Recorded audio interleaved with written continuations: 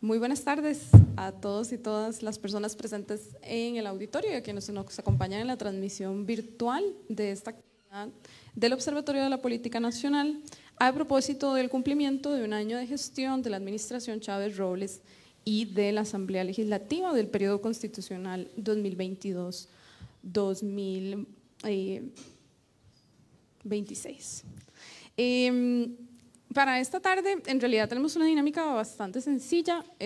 Vamos a poner como temas sobre la mesa y le planteaba a Rotzai ahora en la mañana que coordinábamos unos detalles finales, que la idea es más propiciar como un diálogo y una conversación sobre algunos apuntes iniciales que traíamos por acá.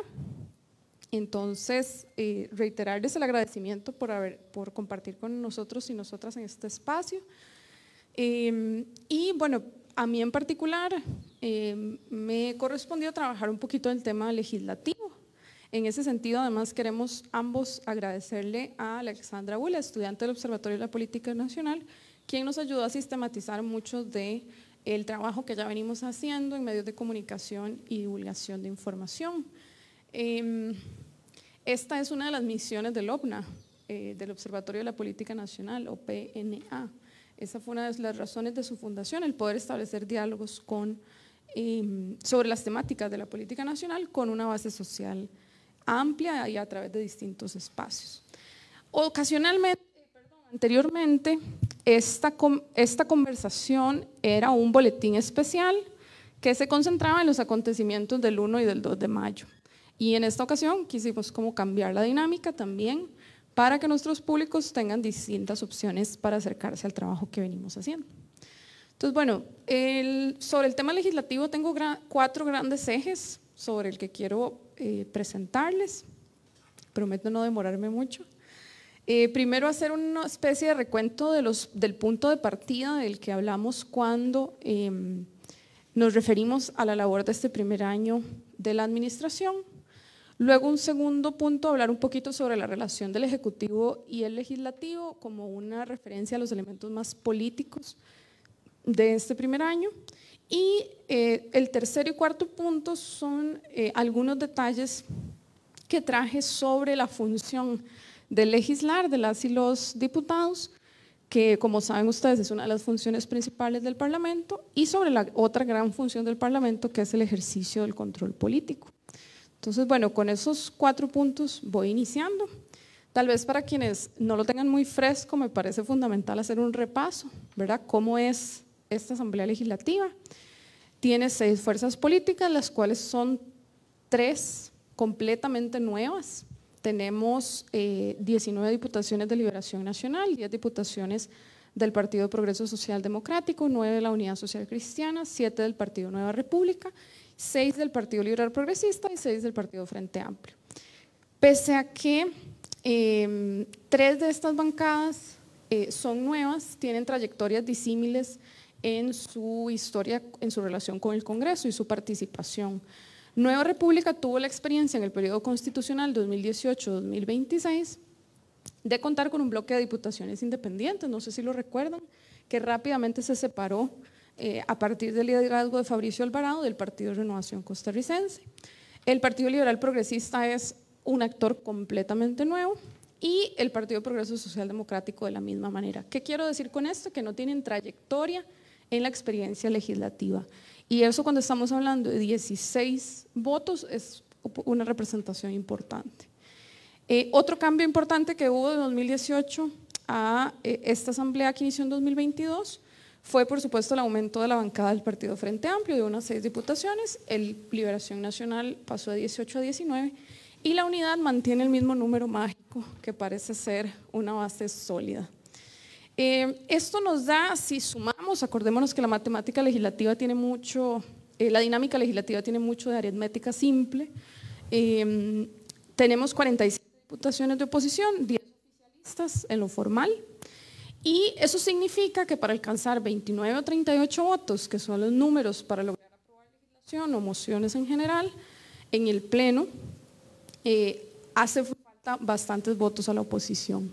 Entonces es importante anotar ahí ese detalle y por supuesto que no podemos perder de vista que el asistir a gobiernos que tienen bancadas pequeñas Ya es una tendencia que viene marcándose desde el gobierno de Luis Guillermo Solís, que tuvo 13 diputaciones oficialistas, seguido el de Carlos Alvarado, que tuvo 10, y ahora el de don Rodrigo Chávez, que también tiene 10. Y el último elemento como punto de partida que quería plantear es que esta asamblea en particular tiene dos elementos que la hacen histórica o la hacen diferenciarse de cualquier otra forma en que estudiemos las asambleas legislativas anteriores.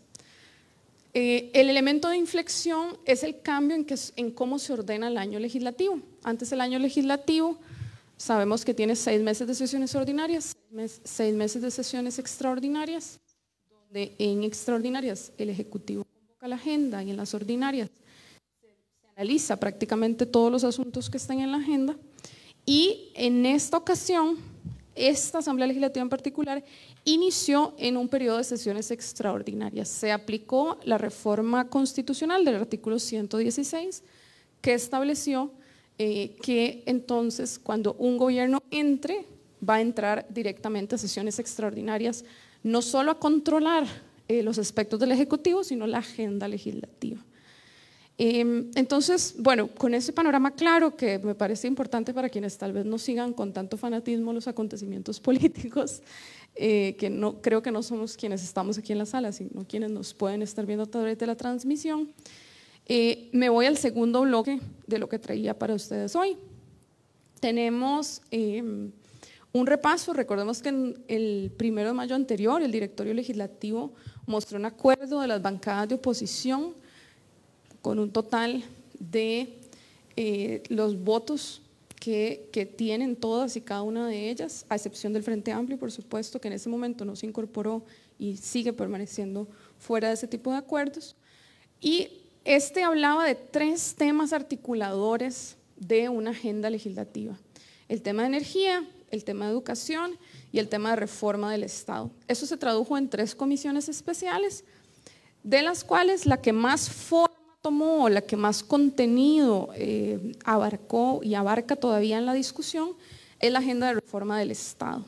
Esta agenda de reforma del Estado la construye Mideplan, el Ministerio de Planificación Política y Política Económica, y problematiza según sectores de acción pública, por ejemplo, vivienda, ambiente, obras públicas y transportes, cómo debe organizarse el Estado. ¿Hacia qué van todas estas reformas? Básicamente hacia la reducción de los niveles de desconcentración del proceso de toma de decisiones y en consecuencia la generación de figuras ministeriales con muchísimo más poder de decisión. Más allá de eso, el primer periodo de sesiones extraordinarias no pasó nada. Simple y llanamente, y quien diga que algo pasó, pues que me cuente, porque en realidad la experiencia fue un tiempo bastante tranquilo, y ahí nace el primer reclamo que se construye en la relación entre el Ejecutivo y el Legislativo: la falta de una agenda legislativa sustantiva, que se exacerbó, esta narrativa o este reclamo se exacerbó con las declaraciones del presidente y la jefa de fracción oficialista, que dijeron, comillas, lo voy a leer textualmente: ¿por qué vamos a recurrir a la asamblea? La asamblea es siempre un enredo. ¿Y por qué es un enredo? Porque es un proceso muy engorroso y usted lo conoce muy bien. Si usted puede solucionar cosas por decreto ejecutivo, ¿cuál es el problema? Cierro comillas. Adicionalmente a esta visión de la relación entre el Ejecutivo y el Legislativo, se suma una oposición resquebrajada por acercamientos del Ejecutivo con 2 actores clave en la matemática legislativa: la Unidad Social Cristiana y el Partido Nueva República. Estas 2 fracciones en el periodo legislativo anterior también facilitaron la agenda del Ejecutivo a cambio de concesiones o transacciones. El ejemplo más reciente que tuvimos, al menos en este primer año, fue el caso del nombramiento de Erwin Macís como representante de Costa Rica ante el BCIE, el Banco Centroamericano de Integración Económica, al día siguiente que se anunciaba la aprobación de los términos de la autorización de los eurobonos. ¿Qué pasa? Tras 3 meses de poca relevancia del legislativo, un discurso que desarticula lo legislativo, que no promueve ningún tipo de acuerdo por esa vía, llegó el discurso de los 100 días, un discurso que vino a poner una nueva agenda sobre la mesa: la venta del Banco de Costa Rica, la falsa ilusión del cannabis recreativo, que luego podemos hablar de por qué es una falsa ilusión. Quienes hayan seguido la Comisión de Ambiente creo que lo pueden tener bastante claro. Y la venta de acciones del Instituto Nacional de Seguros. Esta agenda se esfuma con la negativa unánime del cómo vender el Banco de Costa Rica, no por el fondo, y ahí yo creo que Rosales se puede referir con más detalle, pero también se esfuma en razón de la agenda conservadora social en el caso del proyecto del cannabis. Ahí encontramos un elemento interesante de la relación en esta lógica de la nueva agenda. El trato de la presidencia hacia el Congreso es de confrontación pública primero, seguido de espacios de diálogo y negociación. Ejemplo, cuando se negoció eurobonos, primero acusé a los diputados de jugar chapitas y luego los llamé a casa presidencial a negociar directamente conmigo en una mesa grande y muy bien atendidos. ¿Qué ha pasado también en este primer año? El rol del Ministerio de la Presidencia completamente disminuido por el protagonismo que adquiere la jefa oficialista y el presidente en sí mismo. Y estos elementos llaman la atención y particularmente me gusta señalarlo, y creo que en el observatorio hemos sido muy responsables de señalarlo durante todo este primer año, donde los elementos de forma, estos elementos de la gestión de las relaciones políticas, ha afectado el camino a propuestas que parecían ser de común acuerdo de las bancadas. Es decir, hay un acuerdo de que hay que vender el Banco de Costa Rica y hay un acuerdo sobre las jornadas 4x3 o las jornadas extraordinarias. El tema es que las formas están yendo en detrimento de lo que naturalmente parecía un acuerdo bastante sencillo, y esto también lo decíamos hace algunas semanas. Con la negociación de la Defensoría de las y los habitantes se pusieron en evidencia también divisiones internas, que aunque no se han oficializado, la observación sistemática de los procesos políticos permite valorarlas con cuidado. Ninguna fracción puede decir a estas alturas del año que su cohesión es completa e inquebrantable. Y hacia el cierre del primer año, que creo que es un tema en el que me gustaría también puntualizar, se consolida una agenda sobre la seguridad ciudadana. Y por favor yo pido que dejemos de hablar de seguridad nacional, no confundamos los conceptos. Es la seguridad ciudadana, la de quienes habitamos y vivimos en el país. Y pone, tras los roces por elección del directorio para el segundo año, pone a Rodrigo Arias y Rodrigo Chávez en una posición menos cercana de la que mantuvieron a lo largo de este primer año. En este segundo año veremos el devenir de esta agenda y las propuestas nuevas que el Ejecutivo tenga para el tema del Banco de Costa Rica en particular y para la reforma en la Ley de Empleo Público, que se anunció como un tema también. ¿Qué hay que prestar cuidado en la agenda de seguridad ciudadana? El respeto a los derechos humanos de las personas, al debido proceso, a los detalles que hacen que podamos llamarnos pues también un Estado de Derecho y democrático. Además de la consolidación de las agendas, ya como segundo bloque, me gustaría profundizar sobre los datos que refieren al resultado de la gestión legislativa, por supuesto entendiendo que la gestión legislativa no es únicamente la producción de leyes.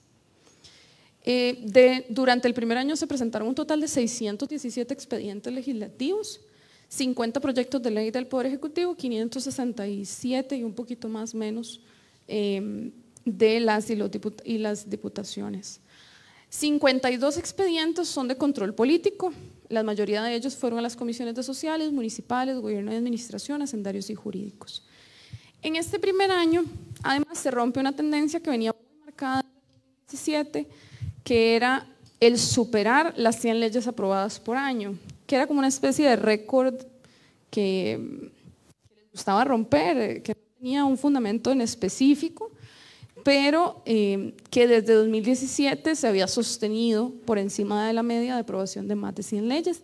En esta ocasión fueron 98, tampoco perdieron por mucho, pero sí es interesante que de esas 98, 23 son autorizaciones legislativas, 5 son presupuestos, 3 son benemeritazgos, es decir, son cuestiones del quehacer ordinario de la Asamblea Legislativa.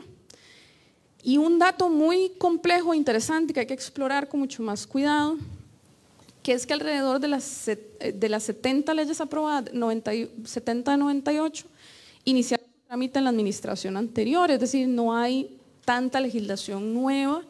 Podríamos hablar de 28 proyectos que iniciaron en este periodo y 27 del total de esas iniciativas aprobadas fueron del Poder Ejecutivo, es decir, que va con firma de presidente, presidente y ministro del ramo.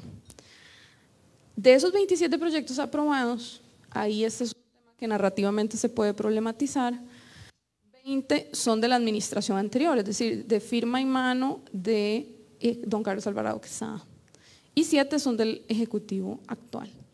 Entonces, realmente nos confirma una hipótesis interesante que me permite volver a la frase que citaba doña Pilar Cisneros a los medios de comunicación, que es que hay una preferencia por disminuir la labor del legislativo o no necesariamente recurrir a este espacio político para dirimir los conflictos y los asuntos públicos. En materia de control político, ya para cerrar, de lo más interesante que ha pasado, la Comisión de Estudio del Financiamiento de los Partidos Políticos tuvo un punto cúspide con el caso de Jocelyn Chacón y el pago de los denominados troles. Sin embargo, después de dicho espacio, su relevancia en la agenda ha venido a menos por la operación Embarre, entre comillas, por supuesto.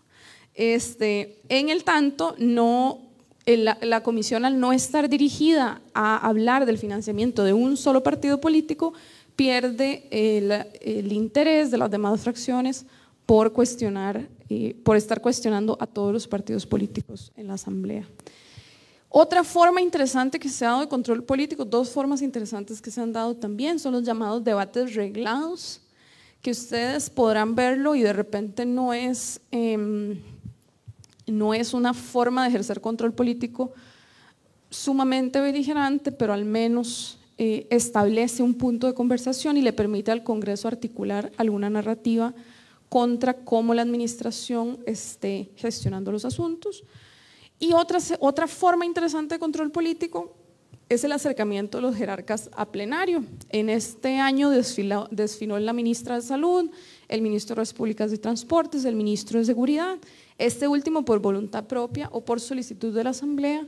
No tenemos un conteo que nos permita decir si esto rompe una serie histórica o es parte de, pero parece novedoso que haya tanta voluntad de asistir al pleno a atender preguntas. Y otra figura u otra dinámica interesante es la dinámica de vetos y resellos que se ha venido dando. Tenemos 3 vetos y 3 resellos directamente, es decir, ahí en la teoría más más pura de la dinámica legislativa y con el Ejecutivo, esta es una forma en que interactúan y en este primer año ya se han resellado 3 vetos, es decir, no hay temor a decirle al Ejecutivo esto que usted vetó, no estamos de acuerdo por A o por B. A ver, y ya como para cerrar, quería traerles nada más que algunas reflexiones.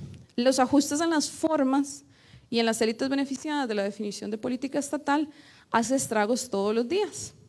La amenaza para las y los diputados es volverse irrelevantes o ser calificados por el Ejecutivo como un obstáculo al logro de las grandes metas nacionales. Las tentaciones serán paralizar las votaciones o seguir el juego. Las herramientas que tiene la Asamblea Legislativa son pocas. Los perfiles de las diputaciones son intermedios o bajos y la voz del Ejecutivo, tras mucho tiempo, sigue siendo mucho más fuerte. En diciembre, Lobna dijo, y anoto comillas, en síntesis, pese al inicio lento e intrincado, la Asamblea Legislativa ha ido retomando su protagonismo en la agenda mediática y ha venido configurando su rol de contrapeso de un poder ejecutivo que no quiere competencia en la centralidad de la figura presidencial. Cierro comillas y lo dejo abierto a la discusión. Si ya cumplido un año, esa hipótesis de configuración de ese contrapeso la podemos sostener. Eso era lo que les traía y con mucho ánimo de que podamos conversar. A ver si este sirve. ¿Se escucha? Sí. Gracias, Eugenia. Y un particular también agradecimiento, reitero el agradecimiento de Eugenia a la Facultad de Ciencias Sociales y a la Escuela de Ciencias Políticas en particular por ofrecernos este espacio de ventana a la política nacional que también inauguramos allá por un año y medio. Ustedes se dieron cuenta que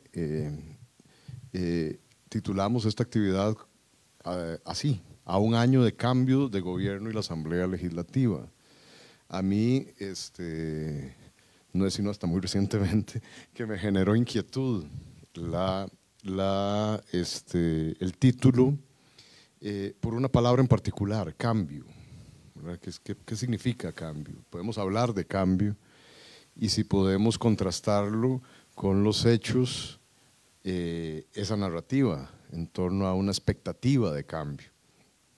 Y hoy al terminar de ordenar mis apuntes, decía, bueno, si vamos a hacer alguna reflexión sobre el Ejecutivo en particular, dada la magistral exposición que hizo Eugenia sobre el Legislativo, qué mejor hacerlo a partir del decir o del propio discurso y narrativa del señor Presidente de la República, ¿verdad? Y entonces, retomando apuntes y registros, archivos del 8 de mayo del 2022, ¿por qué el 8 de mayo? Pues cuando asume el Presidente de la República el mandato, acuérdense, inicia su periodo constitucional como presidente. Dijo algunas cositas que me parecen interesantes de contrastar frente a los hechos que él mismo ventila o publicita en su discurso del 2 de mayo de este año.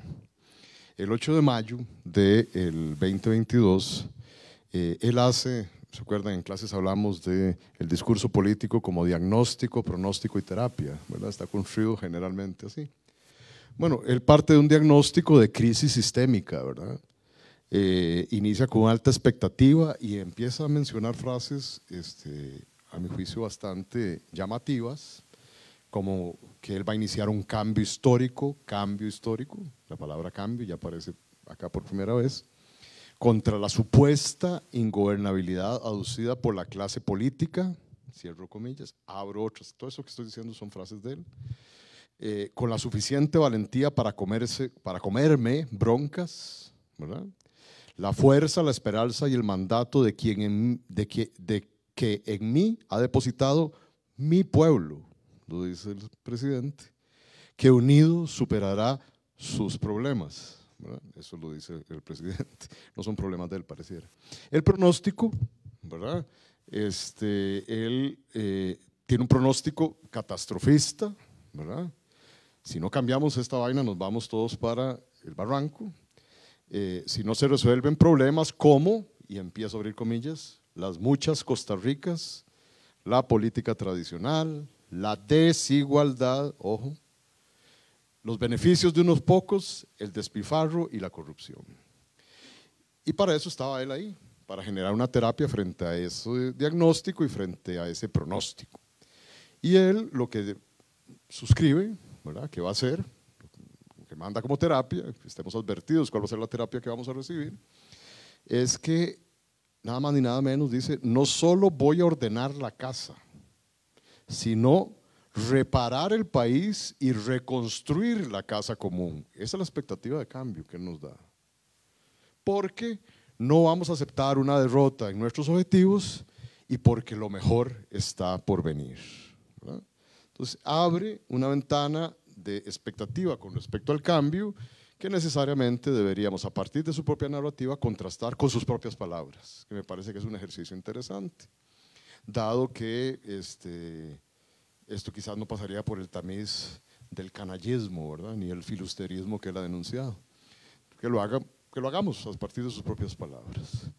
En su discurso del 2 de mayo del 2023, en su discurso, que está dirigido además al pueblo, porque no es un informe, ¿verdad? No es un informe de rendición de cuentas, ya yo lo he dicho en varios programas, lo que menos hace es rendición de cuentas, sino un listado taxativo de logros, se acabó. Está dirigido ese informe, ese discurso, en un escenario donde pareciera que para él no hay pueblo, ¿verdad? Están los diputados, está la clase política, ¿verdad? La clase política, los aristócratas, los analistas, los académicos, ¿verdad? Y todo aquello que no es pueblo para él, ¿verdad?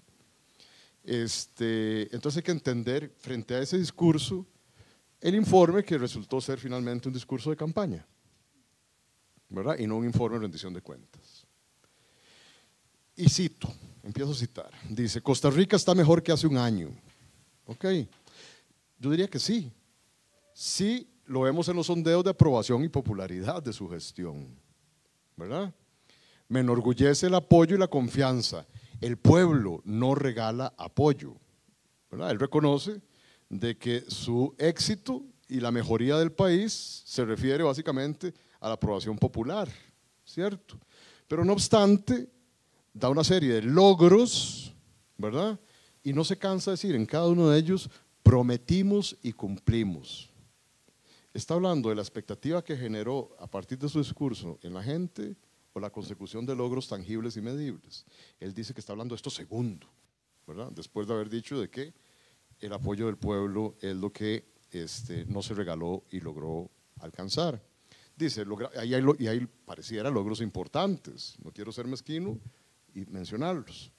Logramos reactivar la economía, creció un 4,3% por encima del 3,6% de Latinoamérica, llevamos 6 meses continuos de crecimiento económico, volvimos a posicionar a Costa Rica en el mapa de atracción de inversiones en el mundo, en un año logramos confirmar 110 proyectos de inversión, casi 1 de cada 5 empresas abrirá fuera del GAM, la tasa de empleo bajó 2 puntos porcentuales, la inflación la bajamos en 2/3 partes de agosto hasta la fecha, y cerramos el 2022 con un superávit primario en la deuda, maravilloso conjunto de logros, y hace referencia, repito, no al canallismo nacional y al filibusterismo nacional, sino a fuentes como Manpower, The Economist, Standard & Poor's, el Fondo Monetario Internacional y Bank of America, entre otros. ¿Ok? Eso es lo que él dijo.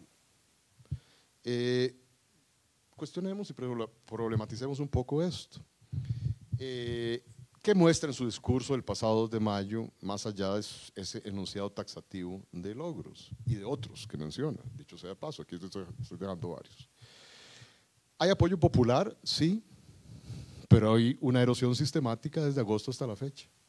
Según las mediciones canallescas de CIEP y de IDESPO, ¿verdad? De agosto a la fecha aumentó las opiniones negativas de 10 a 19% y disminuyeron las positivas de 79 a 63%, contando la misma tendencia en noviembre del 2022. Acuérdense que en ciencias políticas, sobre todo, trabajamos con trayectorias y tendencias, y la tendencia es a esa erosión sistemática. La reactivación económica y mejoras en la inflación, menciona él. Mi pregunta es, ¿para quiénes esa reactivación económica y mejoras en la inflación? Cuando la pobreza y la pobreza extrema no han disminuido. ¿Okay? Habla de la disminución en deuda, sí, pero cambiándola por deuda externa, ¿verdad? Gracias, dicho sea de paso, no a su propia gestión, sino a la concesión que le hace la Asamblea Legislativa y en particular el Frente Amplio, de qué ironía, ¿verdad? Que lo apoyó a cambio de llevar adelante, entre otras cosas, ese fue el acuerdo, su gran promesa y olvidada, incumplida, de la lucha contra la elusión y la evasión. Él se comprometió con eso, para que le aprobaran los eurobonos, además en la mitad del monto originalmente planteado. Mejoras en el empleo. Sí, ya ustedes han visto cómo hasta el propio INEC ha mostrado evidencia de que quizás las mejoras en el desempleo o en el empleo es por la disminución en la demanda de puestos de trabajo. ¿Se entiende? Es que ahora hay menos personas demandando trabajo porque ha aumentado la informalidad y el subempleo. Esa es la mejora que nos muestra. Y además con amenazas como el proyecto mal llamado 4.3, que es el proyecto de hace 22 años, cuando yo estaba en la Asamblea Legislativa, que lo llamamos el proyecto de desregulación laboral. Trayendo todo esto, no otra cosa más que la precarización laboral y salarial del empleado, privado y público, pero sobre todo privado. ¿Qué muestra en su discurso pasado? Bueno, sigue siendo, yo respondería en síntesis, lo que muestra en su discurso, porque es un discurso político, repito, del pasado 2 de mayo, son inconsistencias, omisiones, inexactitudes y, como él reconoció después, metidas de pata, como ha dicho de sus propias palabras, no estoy citando a nadie más que a él. Dice, nos propusimos trabajar por los nadies, dice en su discurso, por los invisibles, contra la obscena desigualdad. Y vean qué curioso, esa es la única vez que cita en todo su informe la desigualdad. En la página 4, solo una mención a lo que él había dicho el 8 de mayo, que era el peor problema del país de hace un año. Solo una mención, y no las puede asociar a ninguna acción ni logro al respecto, la desigualdad. Y con respecto a la pobreza hace exactamente lo mismo, solo la menciona en la página 26, dicho sea de paso, terminando su discurso, sin lograr asociarla a ningún logro ni acción concreta al respecto. Hace mucho tiempo fuimos capturados por grupos, aristocracias periodísticas, empresariales y gremiales por encima de los pueblos, ostentando coronas abominables. Pero suena muy bien, ¿verdad? Yo le doy la razón en algo, es que desde hace mucho tiempo se viene construyendo estas coronas abominables en el país. Es un proceso que probablemente haya iniciado con el consenso de Washington un poquito más atrás, hace más de 30 años. En eso le concedo razón. Pero él ofreció rescatarnos de eso y no lo ha hecho. La captura y las coronas ahora parecen ostentarlas otras aristocracias, oligarquías o élites a las que él está trasladando las coronitas. Se las está, diríamos en Atillo, está desvistiendo un santo para vestir otro. ¿Cuáles son? De primero sus ministros. Una de las primeras acciones fue aumentar el 100% de los salarios de sus ministros. ¿Okay?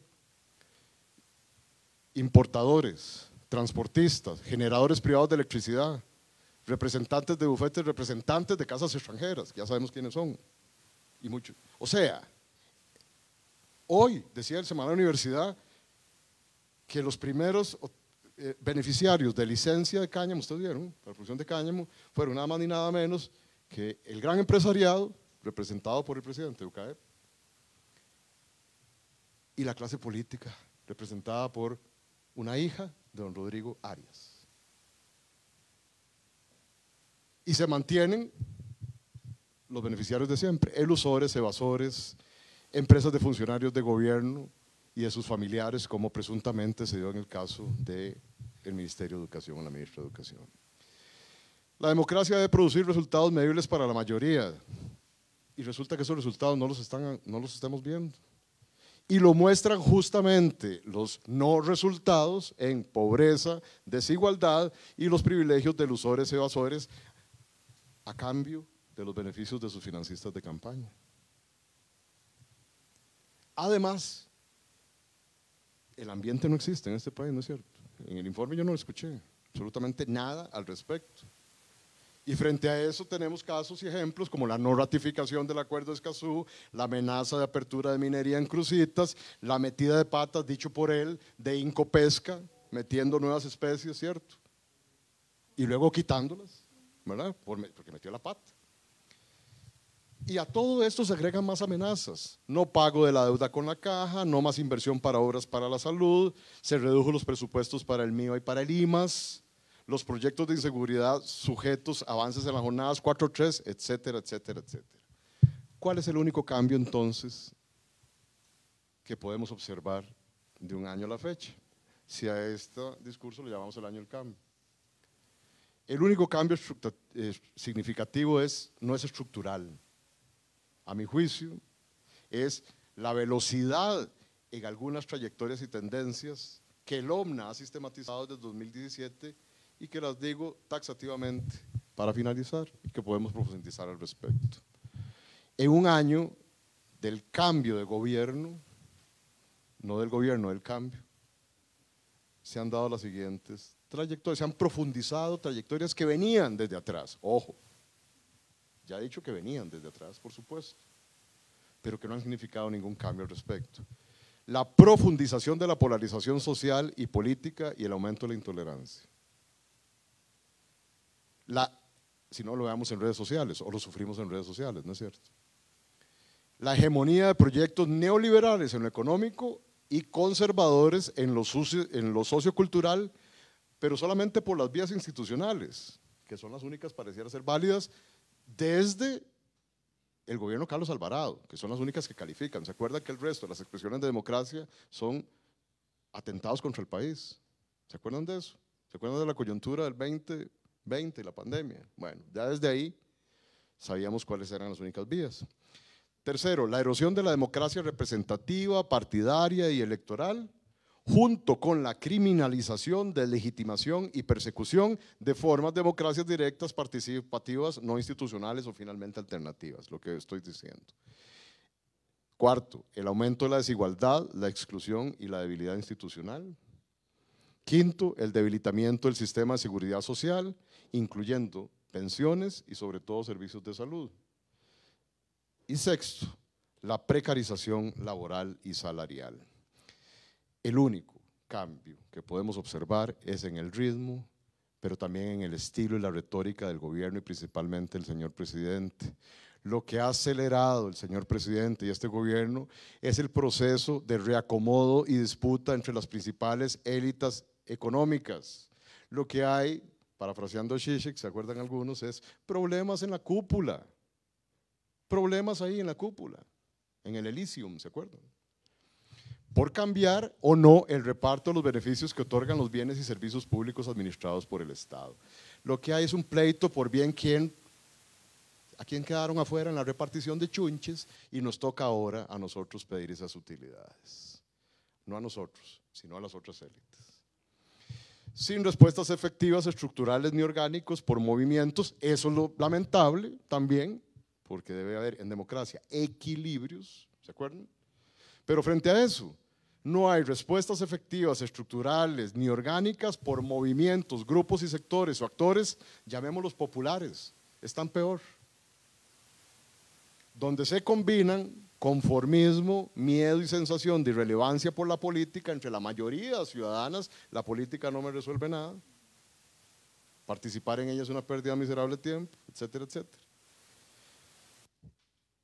Frente a una democracia costarricense que en síntesis podríamos considerar hoy más violenta y resignada a su rumbo, o a ese rumbo. En síntesis, si hemos visto cambios, son los cambios en la administración de los grandes negocios y las disputas por ellas. Aparentar cambiarlo todo para no cambiar nada en el sistema de poder, o mejor aún, de control y dominación en el país. Lo dejamos ahí, podemos ahora conversar con más detalle. Gracias. Bueno, y muchísimas gracias. Abrimos el espacio a la conversación. En realidad estamos entre monjes iniciados, como decimos en clase.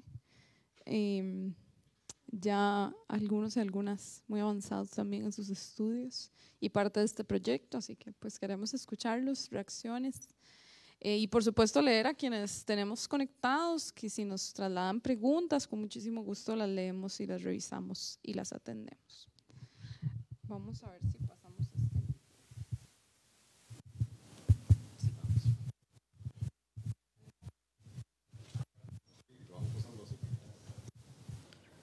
¿Sí me escucho bien? Sí. Bueno, muchas gracias tanto al profe Rotzai como a la profesora Eugenia. Yo quería tal vez recoger un poco la respuesta o digamos esta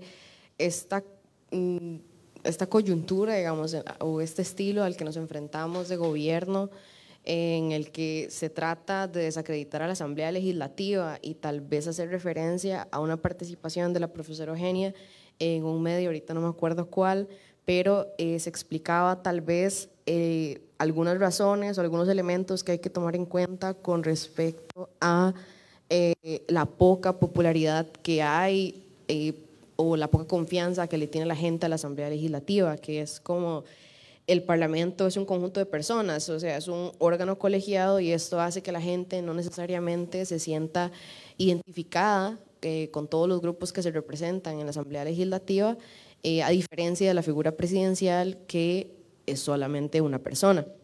Y también que en el caso costarricense las elecciones del Poder Legislativo han estado vinculadas siempre con las elecciones del Poder Ejecutivo o de Gobierno, entonces no hay muchos espacios de discusión sobre las figuras que llegan a participar al Congreso. Además de que en Costa Rica está muy lejos la Asamblea Legislativa de constituirse en un parlamento abierto, y hay otras problemáticas más relacionadas al tema de corrupción que afectan de nuevo la confianza que tiene la gente, las personas como nosotros y nosotras, hacia la Asamblea, como a la corrupción, ¿verdad? Y lo que mencionaba el profesor Rotzai, esta disputa de élites, que también en la Asamblea Legislativa, esa disputa no es ajena a la Asamblea Legislativa, ¿verdad? Entonces, tomando todo esto en cuenta y también recogiendo un poco sobre la perspectiva o esta visión, digamos, que para mí es un hecho, que comparte el profesor Rotzai, este estilo confrontativo que tiene el Poder Ejecutivo sí es muy nuevo, a diferencia de administraciones anteriores en las que prácticamente yo creo que más bien se busca esconder a la figura presidencial. Aquí es todo lo contrario, el presidente tiene un protagonismo y un centralismo muy marcado, además de una campaña de comunicación muy efectiva que no solamente logra convencer a la gente con la posverdad, sino que domina la narrativa. Todos los días vemos una noticia sobre decisiones que se toman a partir del Poder Ejecutivo. Entonces, tomando todo esto en cuenta y espero poder participar otra vez, no mentira, quería preguntarles, e igual a las personas que están presentes si quieren hacer otra observación, ¿cuál es su lectura respecto a la configuración de fuerzas entre el Poder Ejecutivo y Legislativo, tomando en cuenta todos estos elementos, la poca confianza que hay hacia la Asamblea Legislativa, la popularidad que tiene el gobierno, porque ciertamente, y yo que recientemente me formé parte o estoy formando parte del equipo de análisis de tendencias en el Observatorio de la Política Nacional, identificamos en el equipo un despecho y un rechazo a la Asamblea Legislativa, los comentarios como, ¿verdad? Liberación, Frente Amplio, nunca más, ojalá que Rodrigo Chávez se pueda reelegir,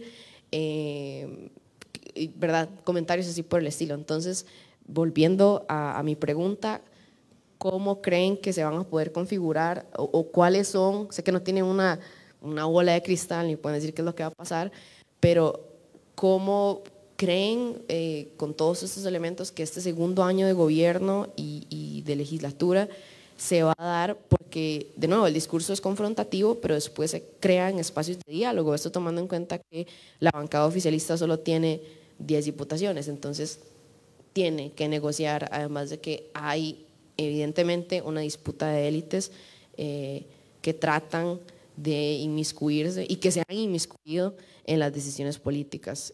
Veamos CINDE, ¿verdad? La rescisión del convenio con CINDE y la Fundación Omar Dengo. Perdón, me explayé mucho, disculpen.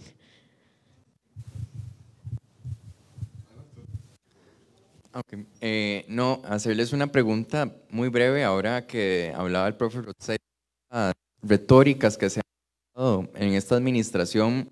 No sé si más bien son retóricas ya recicladas, porque me acuerdo cuando quedó Luis Guillermo Solís, que decía que era el gobierno del cambio y que iban a cambiar Costa Rica y hablaba muy mal de los partidos tradicionales y así. Y vemos, por ejemplo, que prensa canalla es un término de Juan Diego Castro que usaba en la campaña del 2018, el tema de la ingobernabilidad, creo que desde José María Figueres se venía hablando y así. Entonces, no son retóricas recicladas lo que se está usando, pero como de manera muy efectiva para llegarle a su público.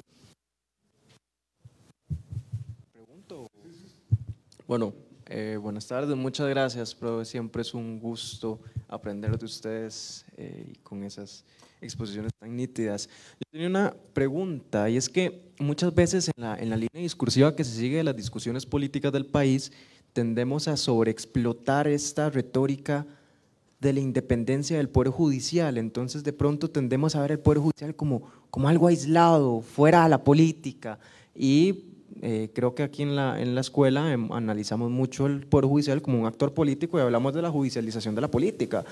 y creo que han habido ataques sistémicos por parte del Ejecutivo hacia el Poder Judicial.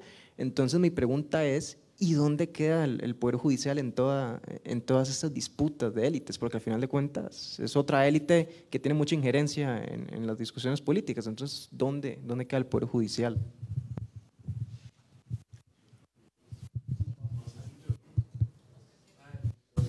No, adelante. Estamos dialogando. Adelante.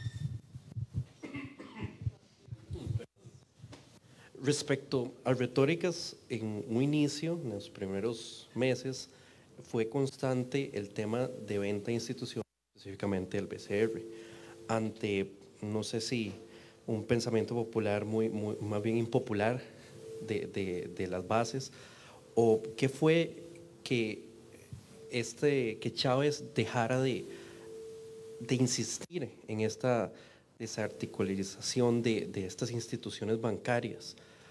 ¿Qué lo impulsó en primera instancia y qué pasó para que en su momento, de casi de la nada, se echara para atrás?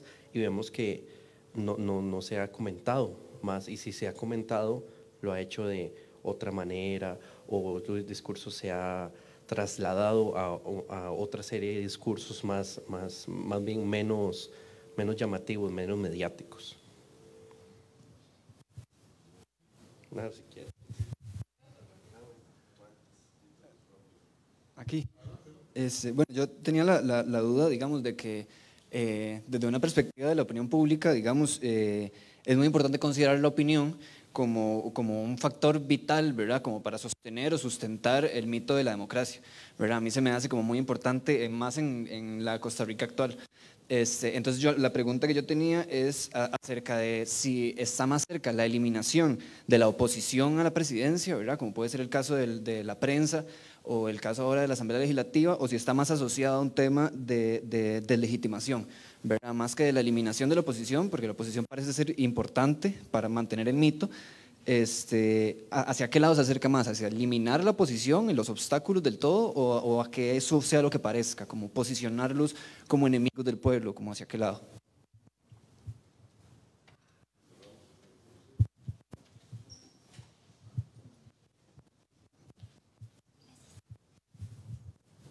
Bueno, lo mío era un comentario, pero bueno, supongo que se puede hacer también a modo de pregunta.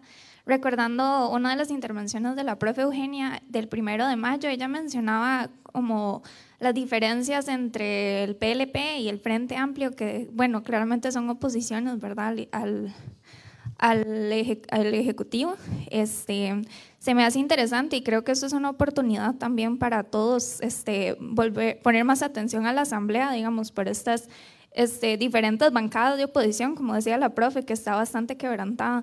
Y también el hecho de que la manera en que el Ejecutivo responde hacia la Asamblea, creo que también es importante como prestar atención a eso, y eso puedo traer a colación un comentario que hizo Sofía Guillén con respecto a las jornadas 4-3, como diciéndole al presidente que ella estaba dispuesta a negociar, pero era él, o bueno, el Ejecutivo en general, el oficialismo el que tenía que ¿verdad?, comerse la bronca, por decirlo de alguna manera, en cuestión para responder a todas las discusiones que hemos discutido hoy, y creo que me parece eso bastante interesante, como ponerle atención a las diferentes partes de la oposición. Bueno, si quieren vamos viéndolas, son bastantes. Tal vez voy a empezar por la última, que siempre es más sencillo porque es la que está más fresca en la memoria. Siempre hay como un interés de comparar al PLP con el Frente Amplio por representar los extremos ideológicos por representar los extremos ideológicos dentro de la Asamblea Legislativa, y porque además tienen el mismo número de diputaciones o curules. Entonces es muy tentador la comparación, pero hay algunos elementos, y eso era lo que yo trato como de explicarlo muy bien, que es que a diferencia del PLP, el Frente Amplio tiene una tradición legislativa. ¿Eso qué quiere decir? Que tiene expedientes, tiene logros legislativos y otra serie de insumos que le permiten trabajar de manera distinta. El PLP es un actor recién llegado y eso es importantísimo tenerlo en cuenta para no caer en comparaciones espurias. Particularmente, además, hay que sumar los perfiles de dónde vienen las personas que conforman estas bancadas.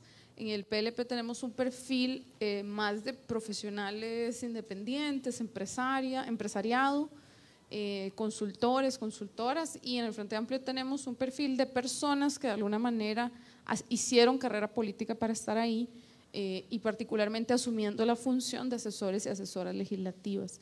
Entonces, el trabajo que muestran, y no es casualidad, que entonces el Frente Amplio se muestre y demuestre una acción legislativa muy cohesionada y articulada a lo interno, versus una demostración del liberal progresista de una forma más desarticulada y de conflicto a lo interno. Entonces eso es como algo importante, como poner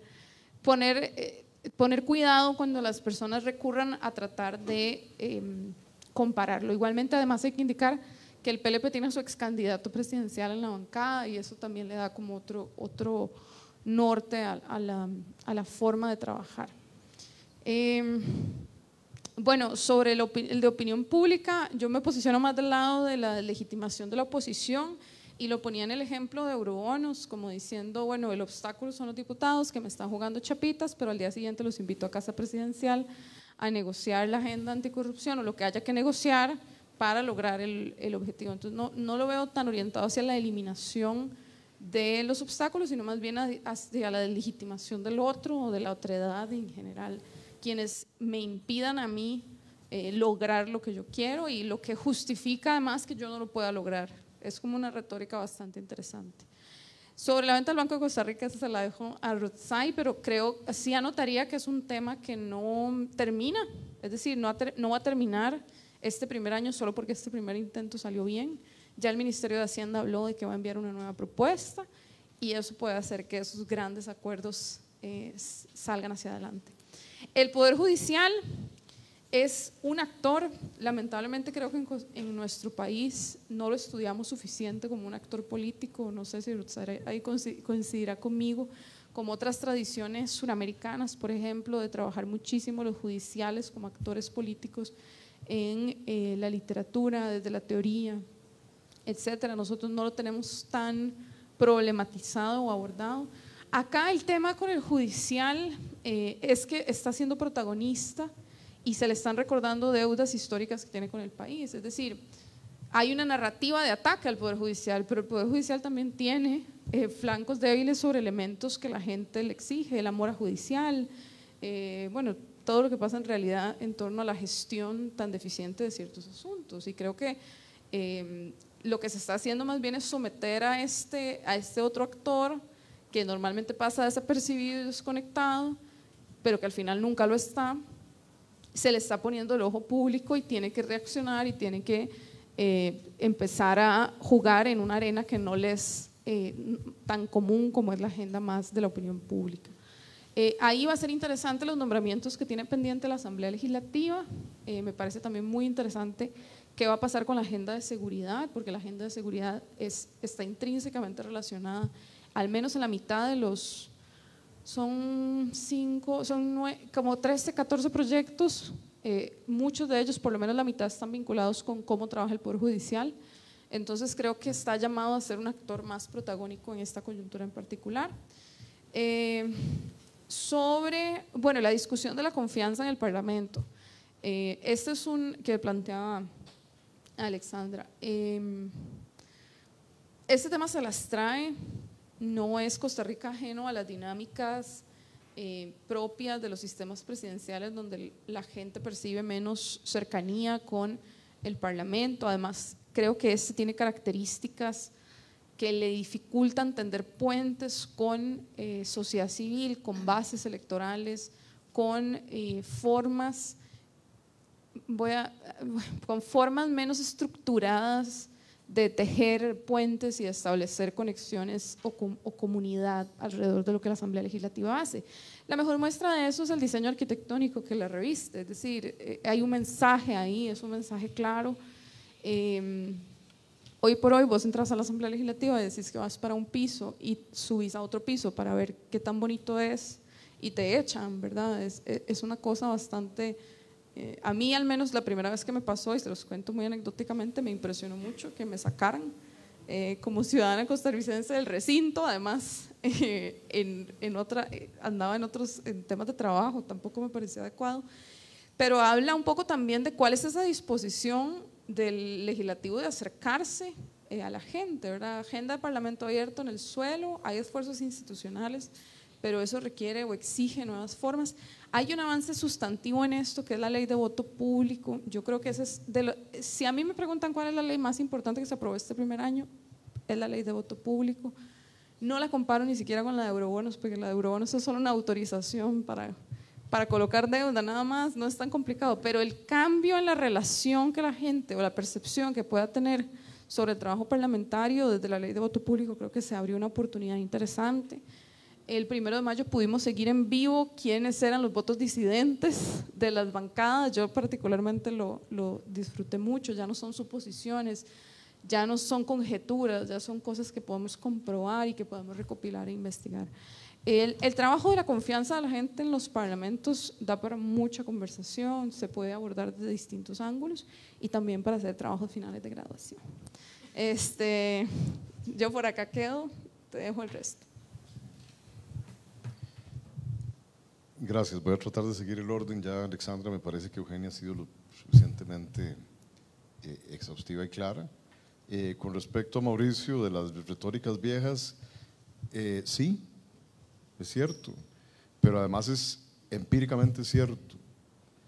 Jesús Guzmán, investigador del CIEP, profesor de la Escuela de Ciencias Políticas, tiene una tesis muy interesante que yo le convidé a que la desarrollara en su doctorado, que en este momento está haciendo, y es que en realidad la narrativa más fuerte en el imaginario político costarricense en lo electoral, o sea, su expresión electoral, es la búsqueda de cambio.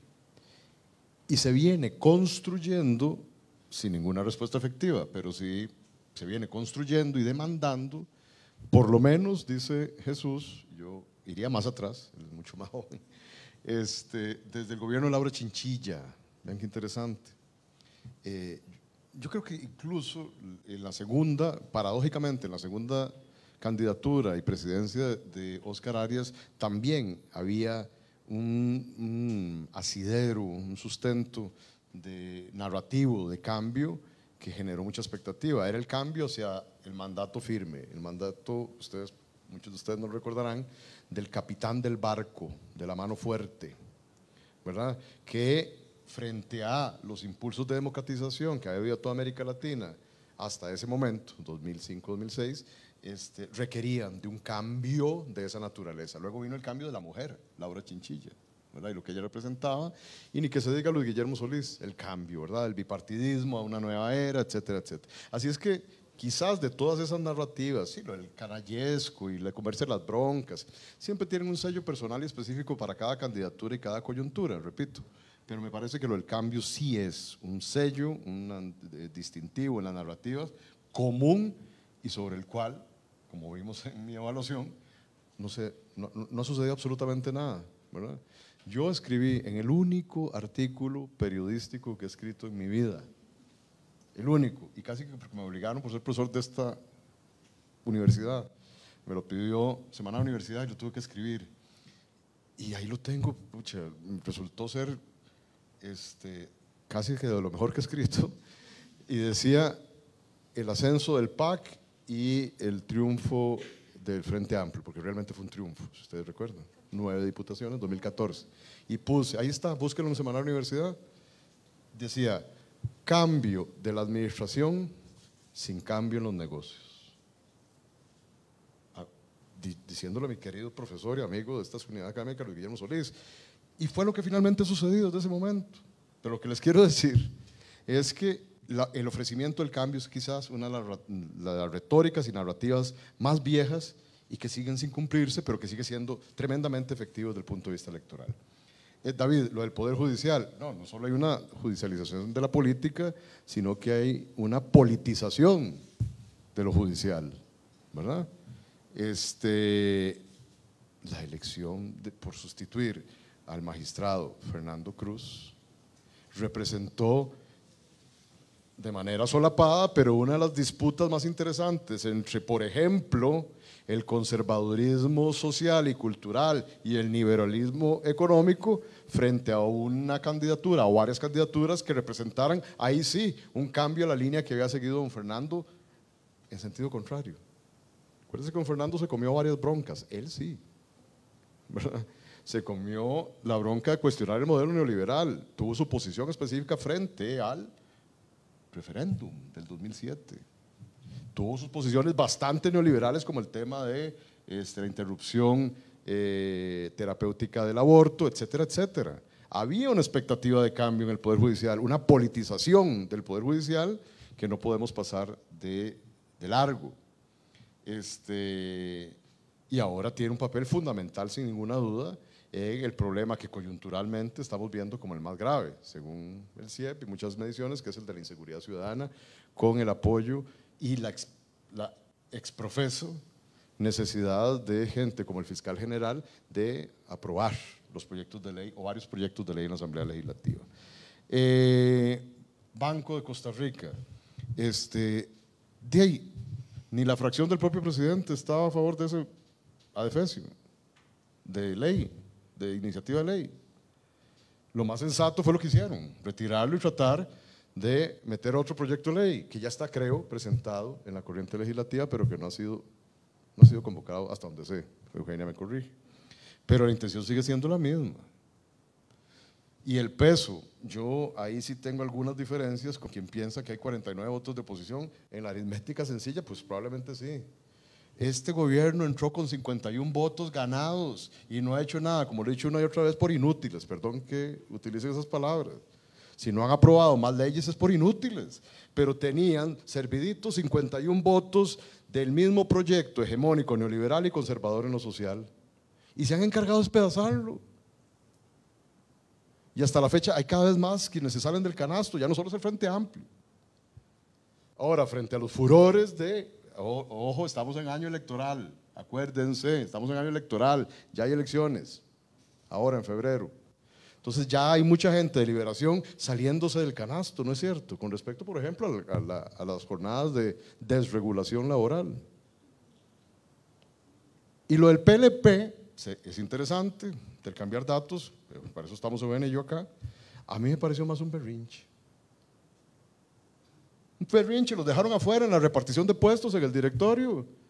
Entonces, no, ahora vamos con nuestro propio candidato, ¿verdad? Que no significó absolutamente nada, igualmente fue electo don Rodrigo Arias, pero ellos querían mostrarse como, de ahí en fuera, ¿ustedes creen que se van a oponer a la agenda de reforma del Estado, de liberalización del sector energético, de la educación? No, si es su misma agenda, es más radical la de ellos. Si se pondría sería por ser conservadora desde su punto de vista. Pero no creo, o sea, ahí la oposición va a seguir siendo esos 6 botillos del Frente Amplio y algunos que otros de Liberación Nacional que se salga el canasto en virtud de los fuegos de artificio que son las elecciones municipales. Y por supuesto el Banco de Costa Rica, va a seguir siendo clave en la privatización, en los esfuerzos de privatización, de reducción del Estado y de contención del gasto público, claro que sí. Creo que nada más. Bueno, había tu consulta. ¿Cuál era, perdón? Pero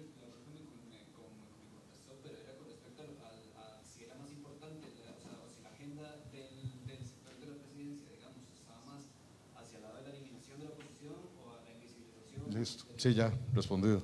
Gracias. Bueno, muchas gracias. Vamos a dar por finalizada acá la actividad. Muchísimas gracias a quienes nos siguieron por redes sociales y recordarles que esto es un espacio propiciado del Observatorio de la Política Nacional, que es un proyecto de acción social de la Escuela de Ciencias Políticas de la Universidad de Costa Rica, y les invitamos a seguir atentos y atentas a las distintas actividades que tenemos programadas para el resto del semestre y del año, porque ya las tenemos prácticamente todas calendarizadas. Ha sido un gusto compartir con ustedes. Muy buenas noches y muchas gracias.